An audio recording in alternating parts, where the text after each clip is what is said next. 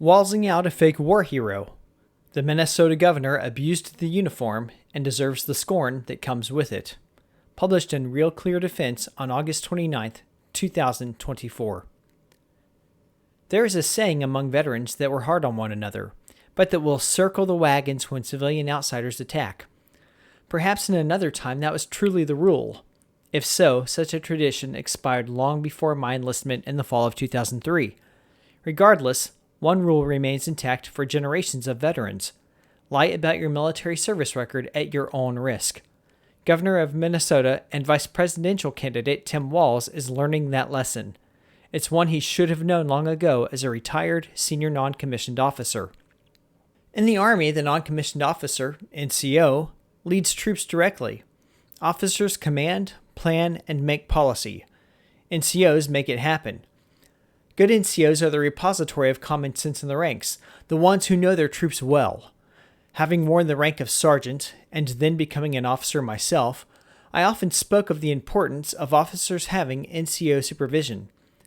There is a reason why most U.S. Army officers have an enlisted counterpart, wisdom that was baked into the system long ago.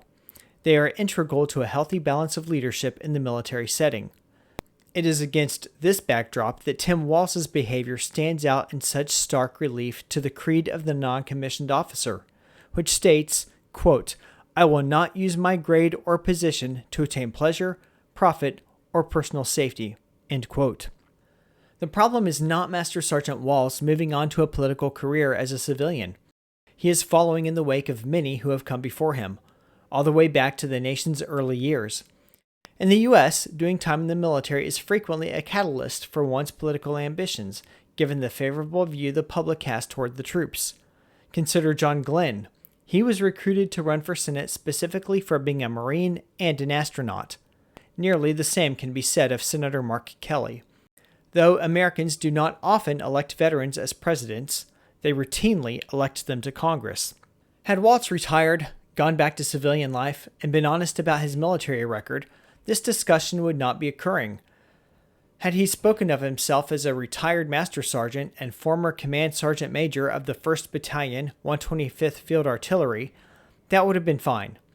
I retired last year having been selected for promotion to lieutenant colonel, but I chose to depart as a major rather than waiting months for the date of promotion and completing an additional 3 years to maintain the higher rank in retirement. Walz himself made a deliberate choice not to complete the requirements to remain a command sergeant major, and was returned to the rank of master sergeant in retirement. Everyone in the military leaves eventually, one way or another. Originally planning for a 30-year career, I chose to leave at 20 years for reasons of conscience and a desire to be more present with my family, after having served tours in combat zones. It seems Walz timed his retirement out of a desire to avoid combat deployment altogether, despite claims of re-enlisting specifically to fight in the global war on terrorism. There are plenty of reasons why one would dislike the idea of deploying to Iraq, a war the Bush administration never should have started. Having completed the initial requirements that he signed up for, Walz had every legal right to drop out of the Sergeant Major's Academy and retire, instead of continuing to lead his battalion. It is fair to debate the associated honor or dishonor of Walz stepping away as a senior leader when his unit needed him, and going behind the back of his immediate supervisor to do so. But the fact remains, it was his choice to make as a free citizen. Many others have made the same choice. But choosing to step down and then create a false war hero identity for political benefit is deserving of the loudest contempt. Walz attempted to cast himself in the likeness of Rambo, but proves to be more of an emasculated, dancing retired master sergeant on the political stage. Once freed of the shackles associated with his military status, Walz falsely branded himself a combat veteran, a claim debunked by the same left-leaning press that's doing all it can to ensure he and Harris win in November. Every bit as lacking in ethical prowess, the acolytes running Walz's public relations effort claim that he merely misspoke. That is a lie. Veterans know if they served in a designated combat theater and if they carried a weapon in a war zone. These are not distinctions taken lightly.